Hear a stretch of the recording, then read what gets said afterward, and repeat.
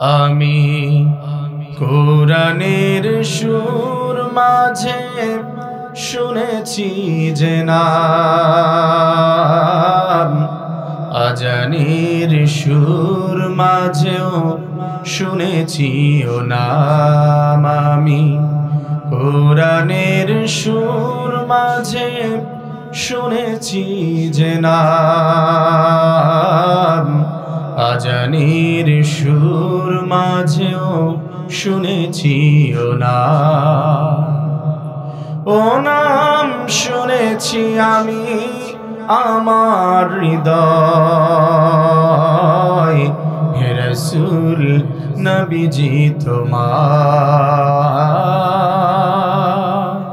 হে রাসূল নবীজি তোমায়। আমি কোরআনের সুর মাঝে শুনেছি যে নাম, আজানের সুর মাঝেও শুনেছি ও নাম। ও নাম শুনেছি আমি আমার হৃদয়, হে রাসূল নবীজি তোমায়, হে রাসূল নবীজি তোমায়। আমি কোরআনের সুর মাঝে শুনেছি যে নাম, আজানের সুর মাঝেও শুনেছি ও নাম। ও নামে এত জাদু এত মধুময়, ও নাম গে ফুল সুরভি ছড়ায়।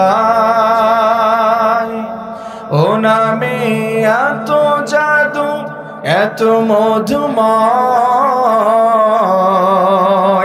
ও নাম নিয়ে ফুল সুরভি ছড়ায়।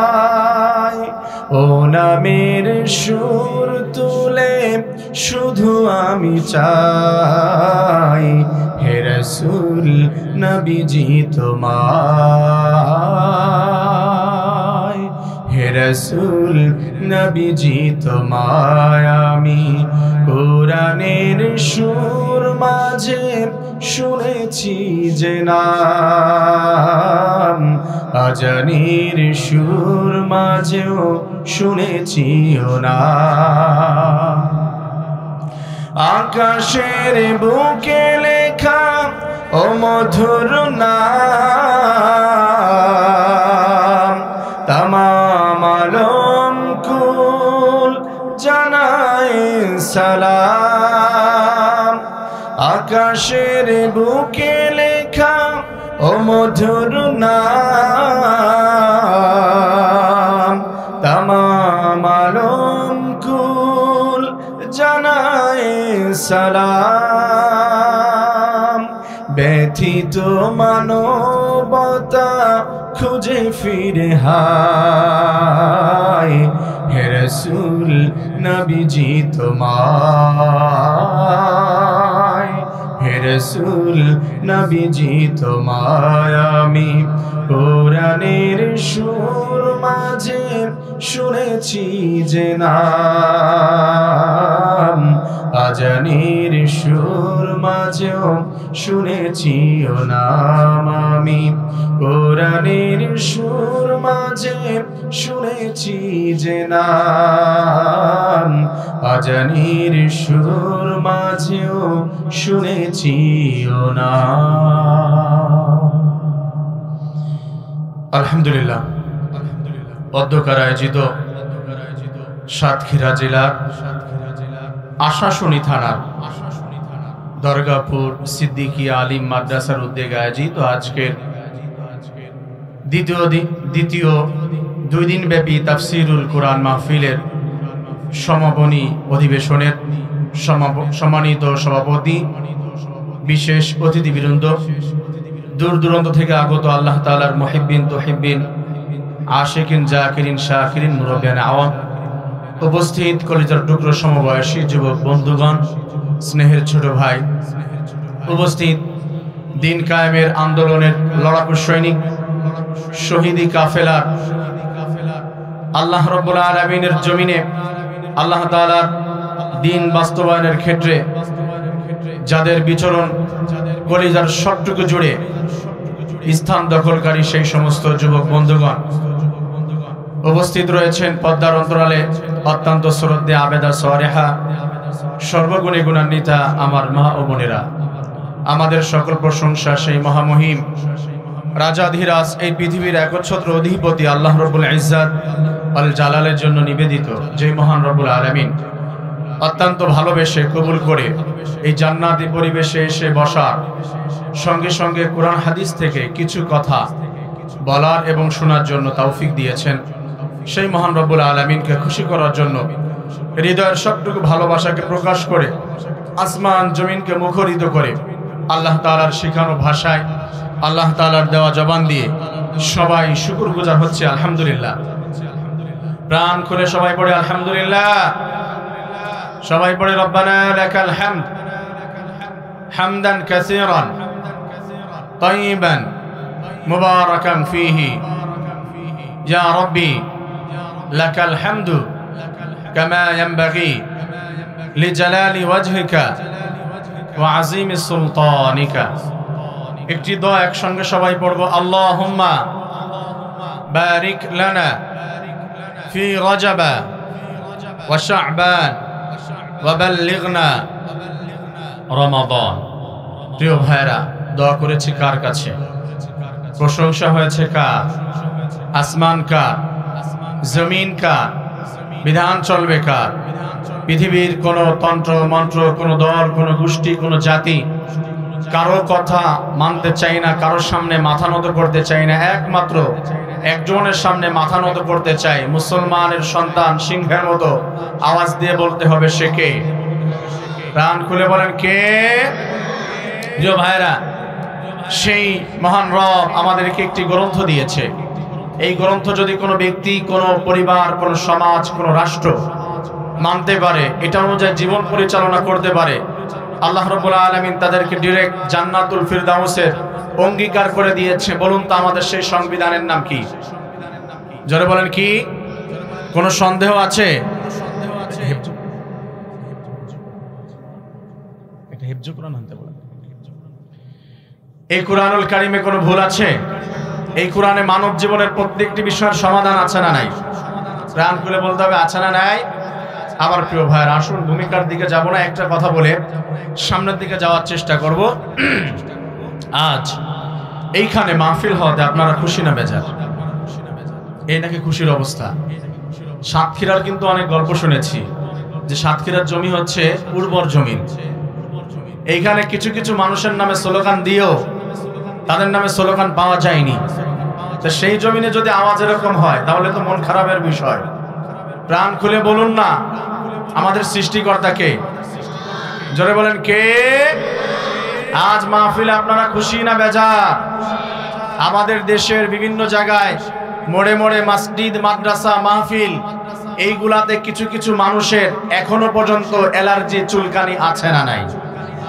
এখনো পর্যন্ত কিছু কিছু মানুষ স্বপ্ন দেখে আমাদের এই ভূখণ্ড, আমাদের এই বাংলাদেশটা দাদা বাবুদের হাতে তুলে দেওয়ার কালো স্বপ্ন দেখে।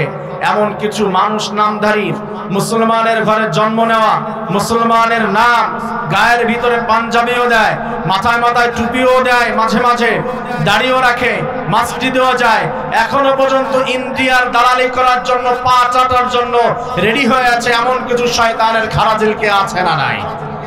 জোরে বলতে হবে, আছে না নাই? এদের স্বপ্ন জীবনও বাস্তবায়ন হতে পারবে না যতদিন এই দেশে মুসলমানেরা আছে। কথা বলেন ঠিক কি ঠিক না? আমার প্রিয় ভাইয়েরা, যত প্রকারের বাধা আসুক, যত প্রকারের ষড়যন্ত্র আসুক, মুসলমান যতদিন আছে, আমরা বলতে চাই আমাদের এই বাংলাদেশটা ইন্ডিয়ার হাতে তুলে দেওয়ার জন্য যদি কোনো কালো হাত লেখার চেষ্টা করে, সেই কালো হাত ভেঙে মাটির নিচে মিশিয়ে দিতে চাই। যদি কোনো কণ্ঠের স্বর আওয়াজ তুলে কণ্ঠনালী টেনে ছিঁড়ে ফেলতে চাই, যদি কোনো কলম লেখার চেষ্টা করে কলম ভেঙে গুড়িয়ে দিতে চাই। যদি কোনো মানুষ ষড়যন্ত্র করার চেষ্টা করে ওই কলিজা টেনে ছিঁড়ে ফেলতে চাই। আমরা বলতে চাই মুসলমান যতদিন এই দেশের ভিতরে আছে, এই ভূখণ্ডে ইসলাম ছিল, ইসলাম আছে, ইসলাম থাকবে। কোনো কালো স্বপ্ন দেখবে বাস্তবে রূপ নিবে না। তাই বলতে চাই আরেকটি বার ইসলাম কায়েমের জন্য, ইসলাম প্রতিষ্ঠার জন্য যদি জুলাইয়ের আন্দোলনের মতো ময়দানে নামতে হয়, যদি 5ই আগস্টের মতো স্লোগান দিতে হয়, আমরা মুসলমানেরা স্লোগান দিতে রাজি আছি না নাই? এই নাকি আমাদের অবস্থা। তা তাকবীর দেওয়ার মতো কাউকে পাওয়া গেল না। তাকবীর দিতে ভয় পান। লিল্লাহে তাকবীর। এই তাকবীর গুলো হচ্ছে শিবিরের, এই স্লোগান শিবিরের, কথা বলে না। এই স্লোগান কি জামাতের নাকি মুসলমানদের স্লোগান?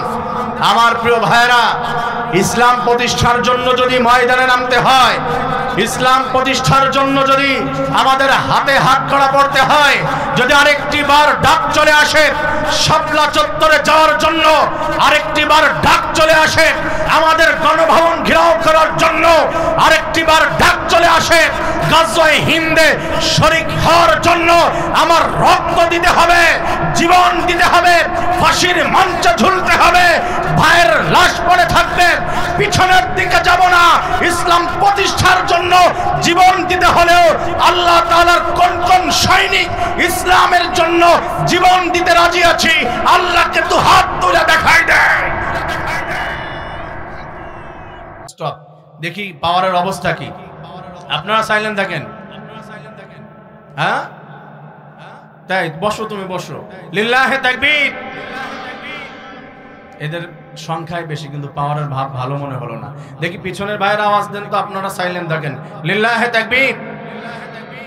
এদের পাওয়ার ভালো মনে হয়েছে। আরেকটি বার এদেরকে সুযোগ দেওয়া হোক, সামনের ভাইদেরকে। আপনারা সাইলেন্ট থাকেন। লিল্লাহে তাকবীর। না, এবার ফাস্ট হয়েছে, এবার পেরেছে। যুবক ভাইয়েরা আছে, একসঙ্গে আসমান জমিন মুখরিত করে লিল্লাহে তাকবীর। আল কোরআনের আলো, কোরআন সুন্নাহর আলো, সংসদে জালো। সংসদে জ্বালতে হবে কি তা জানে না নাকি? কোরআন সুন্নাহর সংসদে জালো। এটা বলতে চাই না কেন হুজুর? এটা বলতে চাচ্ছে না কেন? সংসদে এটার যদি আলো জ্বলে যায় তাহলে এলাকানে ভাবতে হবে নাকি? হেডকোয়ার্টার থেকে যদি বিদ্যুৎ উৎপন্ন হয় আর সব জায়গায় যদি কানেকশন থাকে, অটোমেটিকলি লাইট জ্বলে যাবে। সংসদের ভিতরে যদি কোরআন বাস্তবায়ন হয়ে যায় তাহলে পাড়া মহল্লা নিয়ে এত বেশি ভাবতে হবে না। তাই সংসদের ভিতরে কোরআনের আলো জ্বালানোর দরকার আছে না নাই? আমার প্রিয় ভাইরা, মন খারাপ করেছেন আপনারা? মন খারাপ করছেন? শেষ পর্যন্ত থাকবেন তো ইনশাআল্লাহ? হ্যাঁ, আসুন আমরা আলোচনায় প্রবেশ করি। একটু ভাব বুঝেন, কতক্ষণ থাকবেন কি থাকবেন না এটা হলো পরে জিজ্ঞাসা করব। একটু ভাব বুঝে যদি ভালো লাগে তাহলে থাকবেন, আর না হয় সমস্যা নাই, চলে যাবেন। পিছনে অনেক ভাইয়েরা দাঁড়িয়ে আছে, অনেকে বুঝতেছে যে পাওয়ার কি, একটু দেখি ভাব কি অবস্থা। ভাব ইনশাআল্লাহ খারাপ হবে না। আর যেহেতু সাতক্ষীরা, তাহলে ইনশাআল্লাহ খেলা হবে। কথা বলে না কেন? খেলা হবে তো? হ্যাঁ যুবক ভাইরা, খেলা হবে। আমরা তো মাঠে খেলতে চাই, কথা বলেন ঠিক কিনা? আমরা ওরকম বলতে চাই না খেলা হবে এই বলে খেলা শুরু হওয়ার আগে মাঠ থেকে আমরা পালাতে চাই না, কথা বলেন ঠিক কিনা? ইনশাআল্লাহ ভালো মনে হচ্ছে পাওয়ার। আসুন আমরা সরাসরি আলোচনায় প্রবেশ করি। বলুন তো, তাফসির মাহফিল যেহেতু, আর সাতক্ষীরা তাফসির মাহফিলই বেশি হয়। কুরআনুল কারীমের ভিতরে সূরা আছে কয়টি? 100 কয়টি? 14টি। কুরআনুল কারীমের সবথেকে বড় সূরার নাম কি? সূরা বাকারা। কি নাম? একটু বলেন, লস হবে না ইনশাআল্লাহ। সূরা বাকারা। আমি চাই যে সাতক্ষীরা এখানে খইয়ের মতো ফুটবে। খই চিনেন না? গরম বালুর ভিতরে দিলে খই কি চুপচাপ থাকে না, ফুটতে থাকে। তা সাতক্ষীরা তো এরকম অবস্থা হবে। কুরআনুল কারীমের সবথেকে স্মলেস্ট, ক্ষুদ্রতম সূরা নাম কি? হ্যাঁ, ছোট সূরার নাম কি? বাকারা না কাউসার? কি নাম? কাউসার। মন খারাপ করছে? কুরআনুল কারীমের প্রথম সূরার নাম কি? ফাতিহা। কি নাম? কুরআনুল কারীমের শেষ সূরার নাম কি? সূরা নাস। প্রিয় ভাইয়েরা, এগুলো অনেকের মুখস্থ নাই দেখছি, মন খারাপ হচ্ছে। অথচ শেখ মুজিবুর রহমানের বাবার নাম, দাদার নাম, মায়ের নাম, 14 গোষ্ঠীর নাম, জন্ম তারিখ, মৃত্যু তারিখ সহকারে অনেকের মুখস্থ আছে। এইগুলো মুখস্থ রাখার দরকার আছে না নাই? কোরআনের বেসিক নলেজ প্রত্যেকের জানার দরকার আছে না নাই? আমার প্রিয় ভাইরা, আসুন, অনেকে বুঝে ফেলেছেন আলোচনা কি হবে। অল্প টাইমের ভিতরে আমরা তেলাওয়াত করেছি আজ কুরআনুল কারীমের সবথেকে বড় সূরা, সূরা আল বাকারা থেকে মদিনায় অবতীর্ণ হয়েছে। এই সূরার ভিতরে আয়াত রয়েছে 286টি আয়াত। আমি প্রথম 5টি আয়াত তেলাওয়াত করেছি। এই 5টি আয়াত থেকে আমি যতটুকু সামনে যেতে পারি যাওয়ার চেষ্টা করব ইনশাআল্লাহ। আরো জোরে বলেন ইনশাআল্লাহ। আমার সম্মানিত মুসলিম ভাইয়েরা, আল্লাহ রাব্বুল আলামিন কুরআনুল কারীমের প্রায় শুরু বলা যেতে পারে 2 নম্বর সূরা বাকারা শুরু করে দিয়েছেন। আমার সঙ্গে সবাই পড়েন আলিফ লাম মিম। আল্লাহু আ'লামু বিমুরাদিহি বিযালিক। আমি আয়াতের অর্থ বললাম, তার মানে যত মুফাসসিরিনে কিরাম রয়েছে, এই কোরআনের যারাই অনুবাদ করেছে, এই আয়াতের পরে একই কথা লিখেছে। এটা অর্থ নয়, এই কথা হলো আল্লাহ তাআলা আ'লামু, বেশি জানেন, বিমুরাদিহি বিযালিক, এই আয়াতের মাধ্যমে কি উদ্দেশ্য নিয়েছেন পৃথিবীর কোনো মানুষ জানে না। নবী রাসূল বলতে পারে নাই, সাহাবীরা বলতে পারে নাই, ওলিয়া গাউস কুতুব মুফাসসিরিনে কিরাম উলামায়ে কিরামগণ কেউ বলতে পারে নাই। এই হরফে মুকাত্তাআতের মাধ্যমে কি উদ্দেশ্য নিয়েছে কেউ জানেন না, একমাত্র জানেন কে? আরো জোরে বলতে হবে কে? এর অর্থ যদি কেউ করতে চায় সেও ভুল করবে, কারণ রাসূলকে জানানো হয় নাই। আলিফ লাম মিম মানে আল্লাহ তাআলা কি উদ্দেশ্য নিয়েছেন সেই রবই জানেন। 2 নম্বর আয়াতে আল্লাহ বলছেন যালিকাল কিতাবু লা রাইবা ফি। This is a book about which there is no doubt. এটা এমন একটি গ্রন্থ, এটা এমন একটি কিতাব যার ভিতরে কিঞ্চিত পরিমাণ কোনো ভুল নাই, কোনো সন্দেহ নাই, কোনো সংশয় নাই। কোনো মানুষ এটার মাধ্যমে কোনো সন্দেহ করতে পারবে না। এই কিতাবটি শুধুমাত্র কেবলমাত্র একজনের পক্ষ থেকে এসেছে। প্রাণ করে বলুন তার নাম কি? আমার প্রিয় ভাইরা, এই যে শীতকালীন সময়, আপনি যদি এই খুলনায় চলে যান, ঢাকায় চলে যান, বিভিন্ন জেলা ভিত্তিক বইমেলা শুরু হয়ে যায়, জাতীয় পর্যায়ে বইমেলা শুরু হয়ে যায়। ওই বইমেলার ভিতরে ঢোকার পরে দেখবেন প্রত্যেকটি বই আপনি হাতের ভিতরে নেবেন, আর নেওয়ার পরে উল্টাবেন মলাট। ফার্স্ট পেজে আপনি যেটা দেখতে পাবেন লেখকের কথা।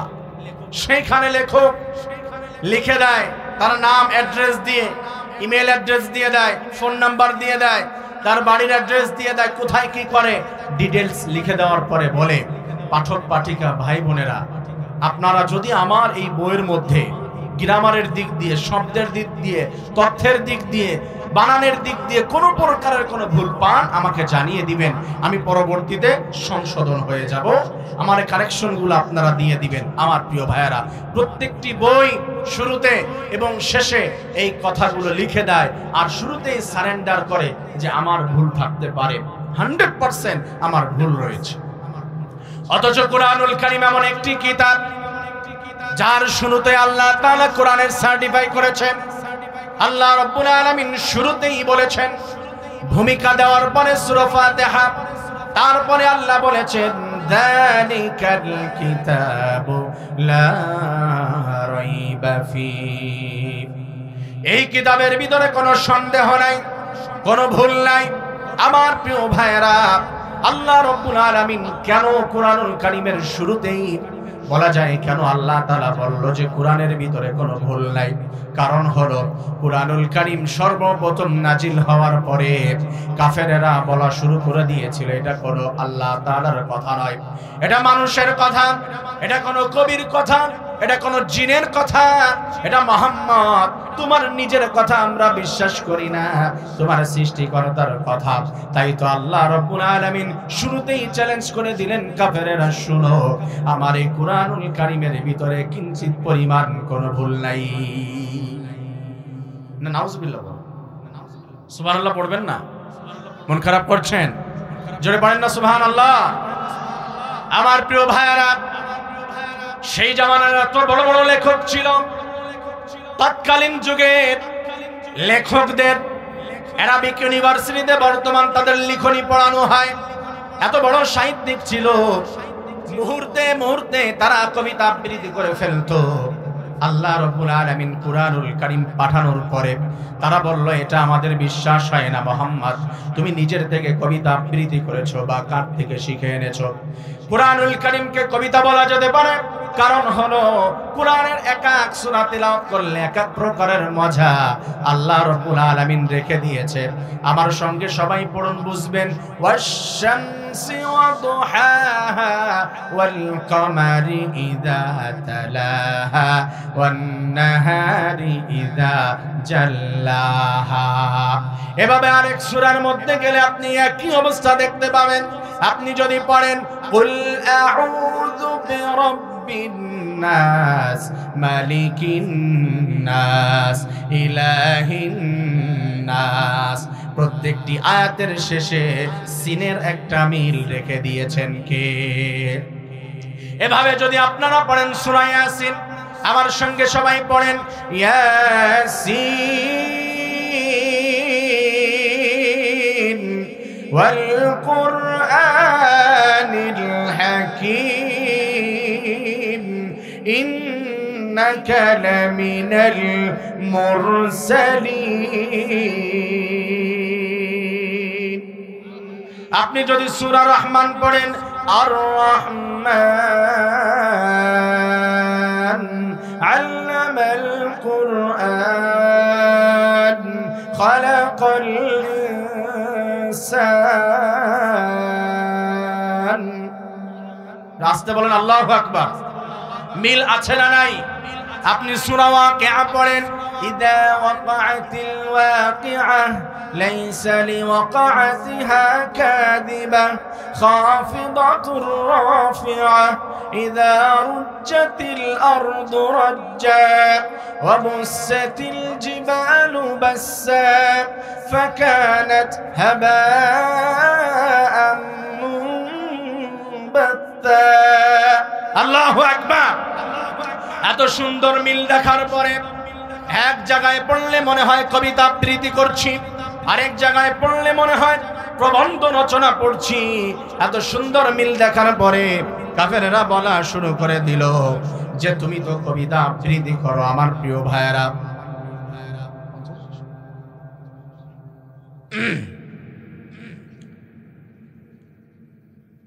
আল্লাহ রাব্বুল আলামিন কাফেরদের এই কথার পরে চ্যালেঞ্জ ছুড়ে দিলেন, কাফেরেরা যদি কবিতা আবৃত্তি হয়ে থাকে, তোমরা যদি বাপের বেটা হয়ে থাকো, কুরআনুল কারীমের মতো একটা কোরআন তোমরা বানিয়ে দেখাও।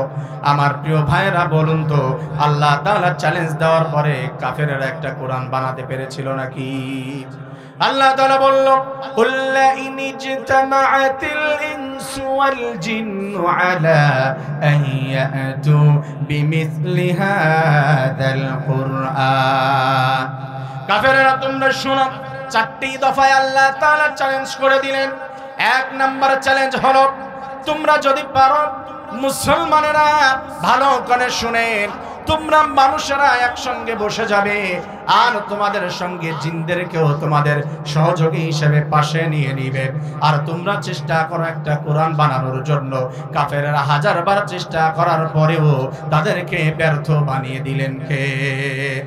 তারপরেও গলাবাজি তাদের কমে যায় নাই। আল্লাহ রাব্বুল আলামিন দুই নম্বরে তাদেরকে চ্যালেঞ্জ করে দিলেন, যেহেতু একটা কোরআন বানাতে পারলা না, কুরআনুল কারীমের ছোট্ট ছোট্ট 10টি সূরা যদি তোমরা পারো তাহলে তোমরা বানিয়ে দেখাও। আল্লাহ বললেন, আম ইয়াকুলুনা ইফতারা কুল ফাআতু বিআশরি সুওয়ারিন মিন মিথলি, তোমরা যদি পারো কুরআনুল কারীমের ভিতরে তোমরা 10টি সূরা বানিয়ে দেখাও। চেষ্টার পরে তারা ব্যর্থ হয়ে গেল। 3 নম্বরে আল্লাহ তাআলা তাদেরকে চ্যালেঞ্জ করে দিল, তারপরও গলাবাজি কমে নাই।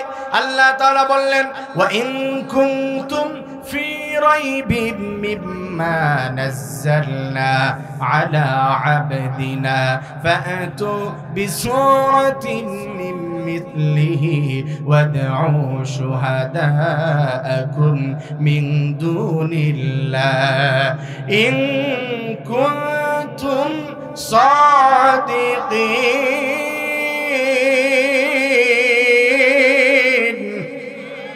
আর আস্তে আল্লাহু আকবার।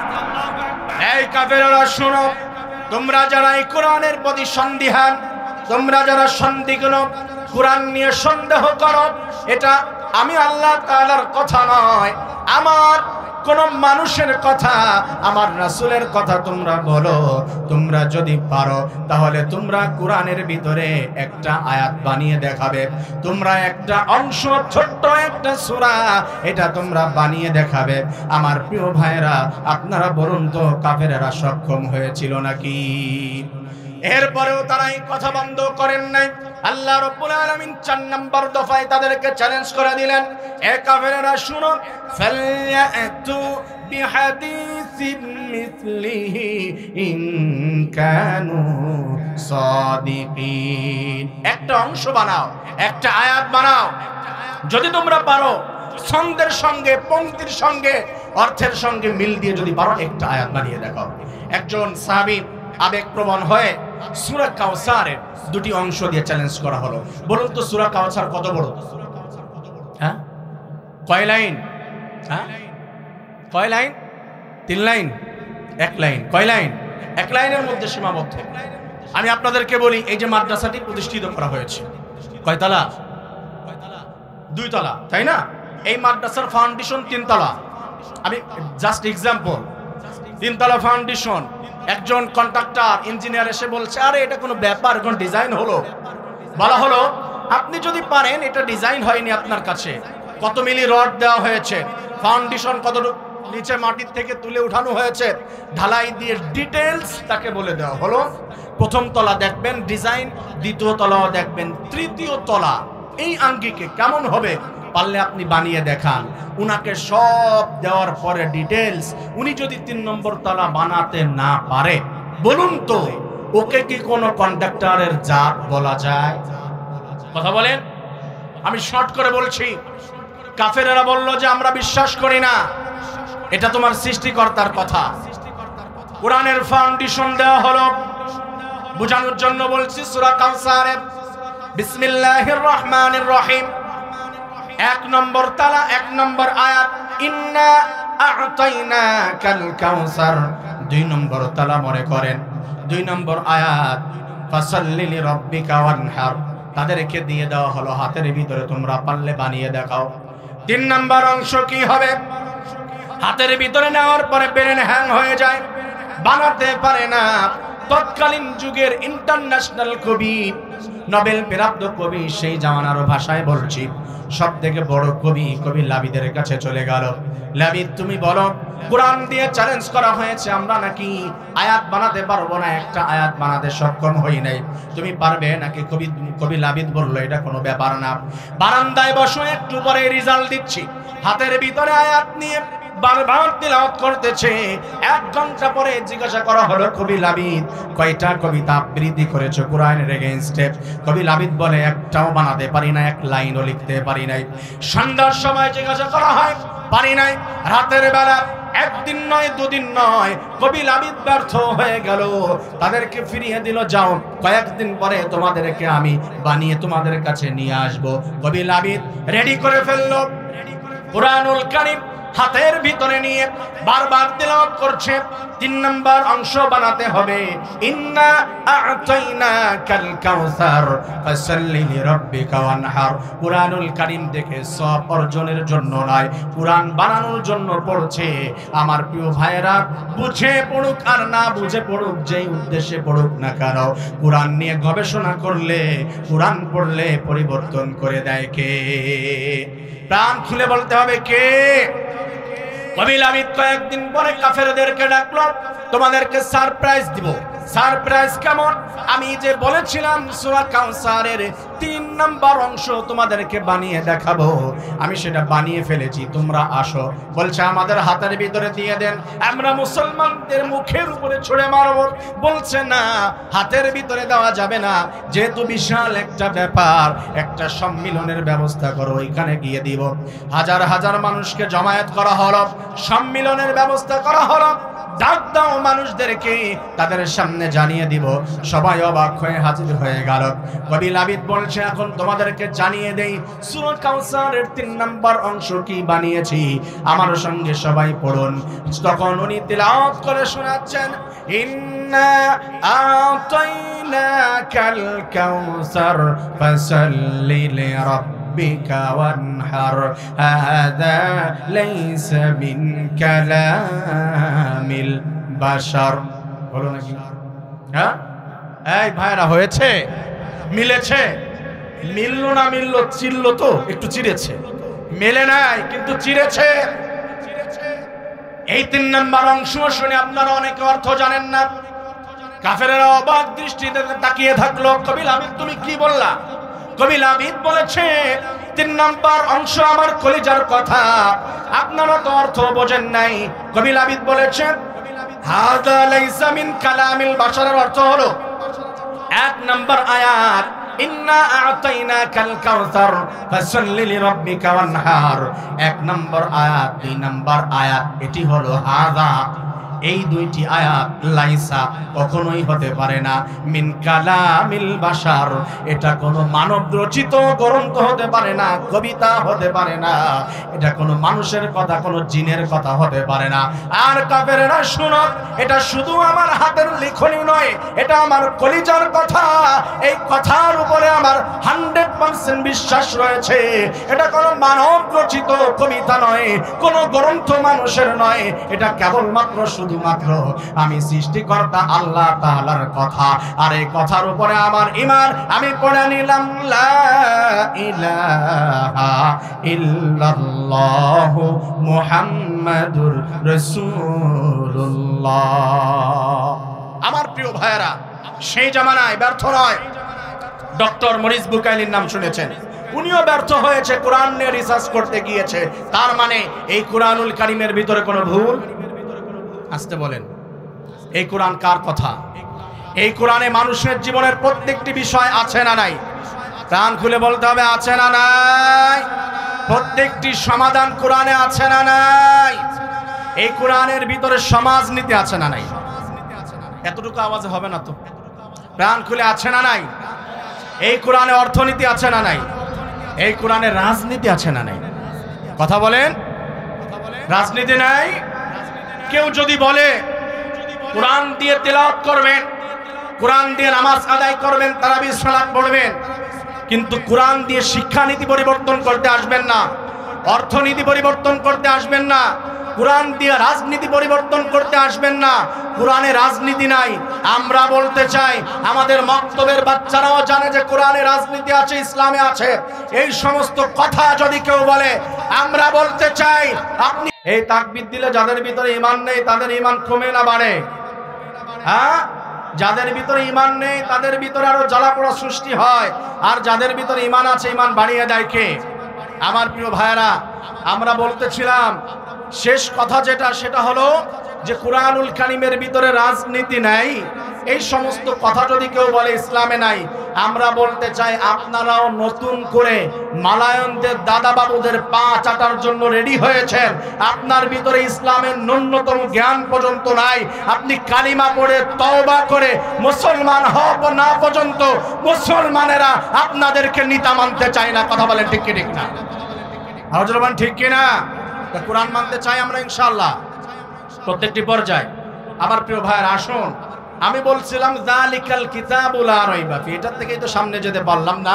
যাই হোক, আসুন, আল্লাহ রাব্বুল আলামিন এই যে সুন্দর কোরআনুল কারীমটা বুঝালাম, রাব্বুল আলামিন জানিয়ে দিয়েছেন এই সুন্দর কোরআনুল কারীম যেটার ভিতরে কোনো সন্দেহ নেই, কোনো ভুল নেই, আল্লাহ রাব্বুল আলামিন বলে দিয়েছেন এই কুরআনুল কারীম একটা গ্রুপের জন্য পথ প্রদর্শক বানিয়েছে, তাদের নাম হলো, সবাই পড়েন, হুদাল লিল মুত্তাকিন। আল্লাহু আকবার। আই হাদিল লিল মুত্তাকিন, যারা জাস্ট ফর আফ্রাইডার্স, শুধু যারা আল্লাহকে ভয় করে তাদের জন্য এই কুরআনুল কারীম পথ প্রদর্শক। এখান থেকে জীবন চলা শুরু, যেখানে শেষ হয়ে যাবে মানে মৃত্যুবরণ করবে, আল্লাহ রাব্বুল আলামিন জানিয়ে দিয়েছে তাদেরকে আমি আল্লাহ জান্নাত দান করে দেব। সুবহানাল্লাহ। সে মুত্তাকি হতে চাই সবাই? সবাই চাই তো? কে কে লিল্লাহে তাকবীর? আলহামদুলিল্লাহ, হাত নামান। প্রিয় ভাইরা, আসুন আমরা জানবো শর্ট করে যে আল্লাহ রাব্বুল আলামিন আমাদেরকে যারা মুত্তাকি তাদের 6টি গুণের কথা বলেছে সামনের দুটি আয়াতে। কয়টি গুণ? কয়টি? 6টি গুণ। আল্লাহ রাব্বুল আলামিন আমাদেরকে 6টি গুণের কথা বলেছেন। আল্লাযীনা ইউমিনুনা বিল গায়ব, 1 নাম্বার গুণ হলো যারা গায়েবের প্রতি বিশ্বাস রাখবে, অদৃশ্যের প্রতি, যেটা দেখা যায় না, যেটা পঞ্চ ইন্দ্রিয়ার মাধ্যমে ধরা যায় না, এটার জ্ঞান শুধুমাত্র কেবলমাত্র একজনের রয়েছে। তার নাম কি? প্রাণ খুলে বলেন না কার? আল্লাহ রাব্বুল আলামিনের জ্ঞান রয়েছে গায়েবের প্রতি, কারণ আল্লাহ তাআলাই জানিয়ে দিয়েছেন আলিমুল গায়বি ওয়াশ শাহাদাতি হুয়ার রাহমানুর রহিম। গায়েবের জ্ঞান কোন নেতার কাছে নাই, গায়েবের জ্ঞান কোন মানুষের কাছে নাই, কোন নবী রাসূলের কাছে নাই, কোন পীর সাহেবের কাছে নাই। গায়েবের জ্ঞান একমাত্র একজনের কাছে রয়েছে। প্রাণ খুলে বলুন না তার নাম কি? আল্লাহ রাব্বুল আলামিনের কাছে রয়েছে। অনেকেই বলে যে রাসূল গায়েব জানতো। রাসূল কি গায়েব জানতো? তাহলে আয়াতগুলো মিথ্যা হয়ে যাবে। রাসূল গায়েব জানে নাই, কেবলমাত্র আল্লাহ তাআলা রাসূলকে যেই বিষয়গুলো জানিয়েছেন সেইগুলি জানতো। ছাড়া আর কোনো জ্ঞান রাসূলের কাছে গায়েবের ছিল না। আল্লাহ তাআলা বলেছে অনেকের বিশ্বাস রয়েছে তার পীর সাহেব গায়েব বলতে পারে। বলুন তো পীর সাহেবেরা গায়েব বলতে পারে নাকি? অসম্ভব ব্যাপার, কেউ গায়েব জানে না। জান্নাত দেখি নাই, জাহান্নাম দেখি নাই, আল্লাহ দেখি নাই, রাসূল দেখি নাই, অনেকে স্বপ্ন দেখতে পারে, ফেরেশতা দেখি নাই। এইগুলো না দেখার পরেও, যেটা পঞ্চ ইন্দ্রিয়ের মাধ্যমে ধরা যায় না, কোনো নাসিকা ঘ্রাণ নিতে পারে না, কোনো শ্রাব্য শক্তি শুনতে পারে নাই, কোনো দৃষ্টি শক্তি দেখতে পারে নাই, অন্তর দিয়ে যেটা কল্পনা করা যায় না, আল্লাহ তাআলা বলেছে এটার প্রতি বিশ্বাস রাখতে হবে। এই বিশ্বাস যদি রাখতে পারো, মুত্তাকিনদের 1 নাম্বার গুণ দান করে দিবেন কে? এরপরে আল্লাহ তাআলা বলে দিয়েছেন ওয়া ইউকিমুনাস সালাহ, নামাজ প্রতিষ্ঠা করতে হবে। কার অর্ডার? জোরে বলেন। আল্লাহ রাব্বুল আলামিনের অর্ডার যে নামাজ প্রতিষ্ঠা করতে হবে। নামাজ এইখানে শুধু পড়তে বলে নাই, শুধু আদায়ের কথা বলে নাই, প্রতিষ্ঠিত করতে হবে। প্রতিষ্ঠিত কেমন করবেন? অন্তরের ভিতরে। এই যে এইখান থেকে একটা টিস্যু যদি আমি এই যে একটু খাড়া করে রাখি, খাড়া হয়ে থাকবে। একটা টিস্যু আমি এইখান থেকে ঢুকিয়ে রাখলাম, এই টিস্যুটি এইখানে খাড়া হয়ে আছে, দাঁড়িয়ে আছে এই যে হাতের ভিতরে। বাতাস আসলে টিস্যুটি পড়ে যাবে আঘাত লাগলে। আমার প্রিয় ভাইয়ারা, একটা বাঁশ আপনি দাঁড়া করে রাখতে পারবেন, একটা খুঁটি, একটা লাঠি, বাতাস আসলে পড়ে যাবে। কিন্তু সেটা যদি প্রতিষ্ঠিত করে ফেলেন, এই যে মাদ্রাসাটি প্রতিষ্ঠিত করা হয়েছে, ফাউন্ডেশন দেওয়া হয়েছে, সাধারণ বাতাস আশপাশে আছে কিন্তু এই মাদ্রাসাকে ফেলতে পারে না। বড় যদি ভাইব্রেশন হয়, ভূমিকম্প হয়, তাহলে সেটা পড়ে যাবে, ভিন্ন কথা। আল্লাহ তাআলা বলছে অন্তরের ভিতরে নামাজকে